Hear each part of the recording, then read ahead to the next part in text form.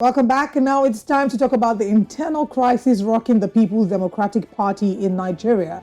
Following the insistence of 5 governors of the PDP that the party's national chairman, Iyorchia Ayu, must resign as a condition for giving him their support, the presidential candidate of the PDP, Alhaji Atiku Abubakar, has activated his plan to win the election in the affected states. Now, Rivers State Governor Nyesom Wike, his Oyo State counterpart Seyi Makinde, as well as Governor Ortom of Benue State, Okezie Ikpeazu of Abia, and Ifeanyi Ugwuanyi of Enugu are all at loggerheads with Atiku Abubakar and the party's hierarchy, with the PDP presidential candidate recently declaring that he had decided to carry on his campaign without them. Well, there are reports that Atiku's camp has mapped out new strategies with which he intends to triumph in the states where the aforementioned governors hold sway as the chief executives.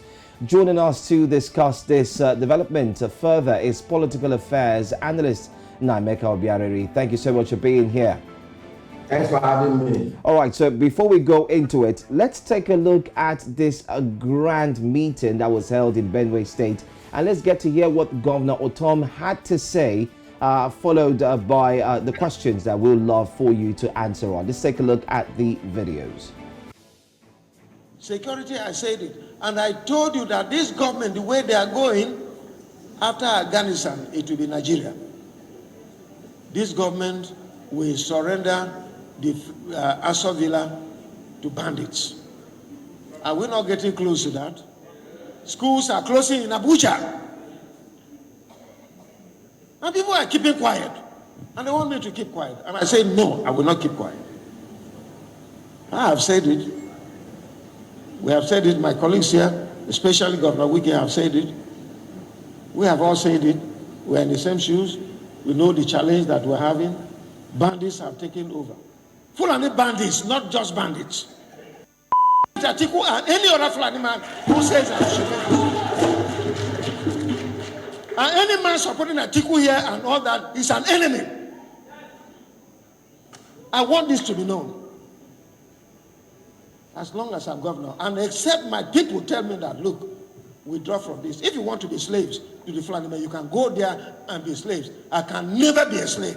It's better I die than be a slave to any Fulani. These are strong statements made by the governor of Benue State there, calling the presidential candidate of PDP, telling him to go to, of course, hell, and then making it clear that he would rather die than succumb. Let's start off with this. What do you make of these statements? What do you make of these statements? Let's go there first. I applaud Governor Ortom. I applaud him excellently. In the presence of anarchy, in the presence of the kind of wickedness we see in the system, is a crime for someone to sit on the fence. If you say the truth, you will die. If you don't say the truth, you will see that. Now, let me explain this clearly.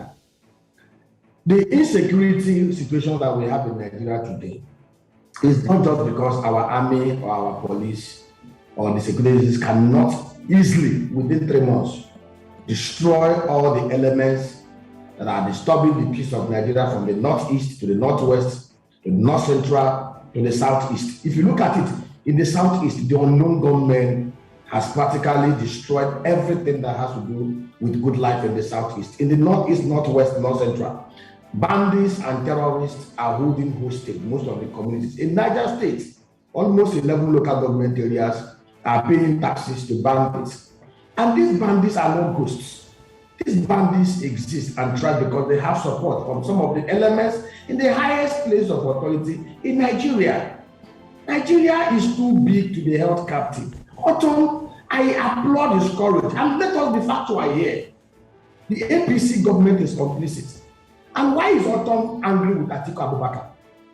Why are the bandits and the Fulani terrorists from other parts of Nigeria hell-bent on destroying the middle belt from Plateau to Benue to Nasarawa to Kogi to every part of it? They said they were, remember that Karauba, we must understand how this madness started. Karau Baraje, the former chieftain of APC, told Nigerians, clearly, Google it, you will see it, that these militants and bandits were Fulani militants that were recruited from other parts of Africa to enable APC to win the election in 2015. APC won the election by hook and by crook, and those guys have refused to go back to where they came from or where they were recruited. And one of the things that Ortom did, just like we have advised every state governor, in the 21st century, it's madness for people to still be doing open grazing. Nigeria is not even among the top 3 cattle rearing countries in the whole Africa. Go from Sudan to other places. They do what we call agro-pastoral arrangement, where cows are ranched. In 21st century Nigeria, 2022, nobody should be talking about open grazing or whatever madness that comes to it. Benue State is ruled by a governor and have a head of assembly. We are practicing democracy. They duly passed a law according to the wishes of 99.9% of the people of Benue State to ban open grazing. They did not ban animal rearing. They said, if you have your cow, go to open a ranch and rear it. Okay. The Fulani militia group, led by Miete Alamanban, openly before national TV said that they are going to make Benue State ungovernable. Atiku Abubakar came out openly to contest and challenge. In fact, he said it openly that when he becomes president, that he's going to challenge all the anti-open grazing laws passed by the states. So, what Benue people are fighting for is a fight for their life. And I will tell you this. It is a crime to sit on the fence. Nigerians must speak out. APC and PDP, their candidates, do not meet and represent well for Nigeria. And I say it and I say it openly before national television. If Nigerians do not reject APC and PDP on February 25th, 2023, Nigeria will be war than Afghanistan by September 2023. All right, Mr. Nnaemeka, let's talk about the internal crisis going on within the PDP. The G5, or the untouchables as they're being referred to, have said that nobody can break their ranks. But we also have reports, the media reports, that Atiku has gone ahead to devise plans to win in these states despite the fact that he's not gaining support from these governors. Now, do you think that the PDP stands a high chance even if these governors do not support them? And what is it about these governors that makes them not to be sanctioned? Because, of course, these statements are strong statements. In other political parties, they maybe would have been sanctioned, but they're not getting any sanctions of any sort. What is it about these governors that makes them untouchable, as it seems? These governors are not untouchable, and these governors are not doing anything wrong. Agreement is agreement. People must be willing to honor agreements and contracts. Atiku Abubakar, Ayu, the national chairman of PDP, confessed to the governors that if Atiku wins the primaries or another wins the primaries, Ayu will resign as the chairman of the PDP. Ayu broke his words and Atiku allowed him to stay. And let me explain to you, these governors are fighting a righteous cause. But they will only be proven right if they do the right thing. If the governors, based on what Ortom said, are fighting for justice, are fighting to make sure that there is a better place, I just pray they don't ditch Atiku and support Tinubu of the APC, because that is a worse option than what we are thinking about. The only way these governors can prove that they are altruistic, they are patriotic, and they truly love Nigeria is to throw their weight behind the Labour Party candidacy of P2B and Ahmed Dati. Because, by the way, we are where we are today because of the atrocious rule and governance of the APC over the last 7.5 years. Atiku is not even an option because Atiku was part of the gangsters that brought the current plagues upon Nigeria in 2015. So, I commend them and I pray that common sense and conscience will touch them to make sure that they don't throw their weight. Let me tell you that they are a very important block.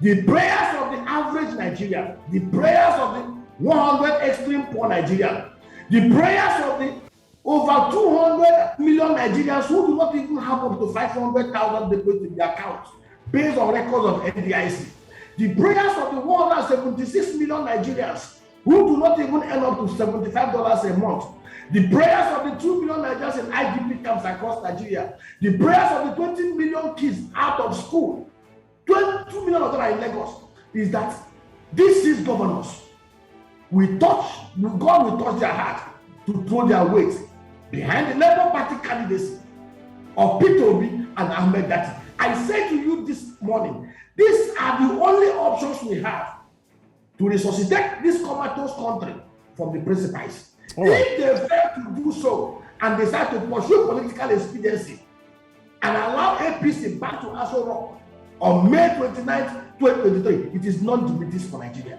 All right, Mr. Obiraeri, I mean, you did, I would say, possibly many would look at it as casting aspersions on the person of Mr. Atiku Abubakar. But looking at the fact that you are saying he's to take all the blames, especially for what has happened to Nigeria. But let's negate a bit and talk about what we saw in the papers this morning. Peter Obi and his party saying he won't attend debates any longer if Atiku and Tinubu will be absent. What's your thought on that? I will plead with the Peter Obi campaign team to honor every invitation by the media men to speak to Nigerians directly through the media platform. But I will tell him clearly, on any platform where a vice presidential candidate is allowed to represent any of the PDP or APC candidacy, he should walk out of such platform. And I also want to plead with the media. This democracy we are practicing was borrowed from somewhere. I have never seen anywhere in the whole world where presidential town hall debates or discussions are dedicated.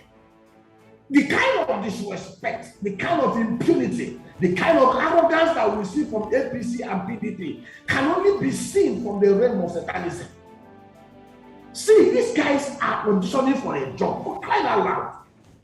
They are not emperors, they are not kings, they are not lords. These guys are begging to serve 200 million Nigerians.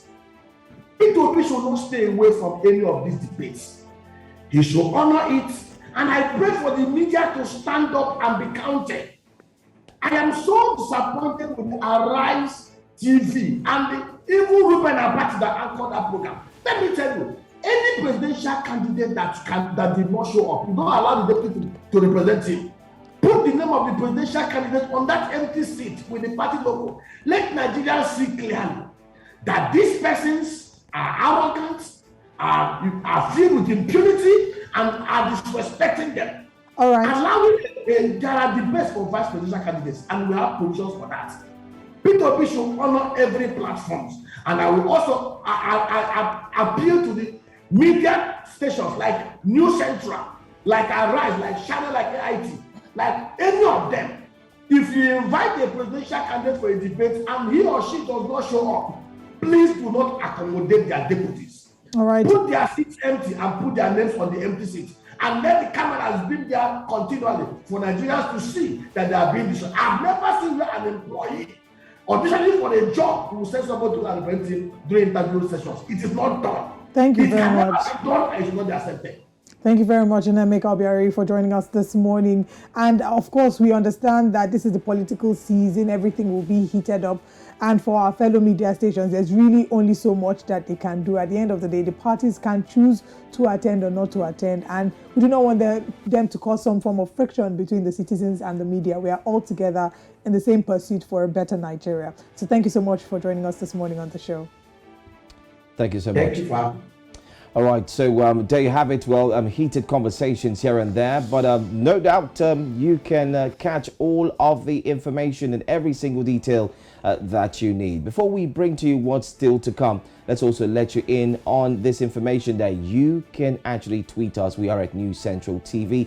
Drop in your comments if you feel like, and let's know what you think, especially about the stories that we've brought to you thus far this morning.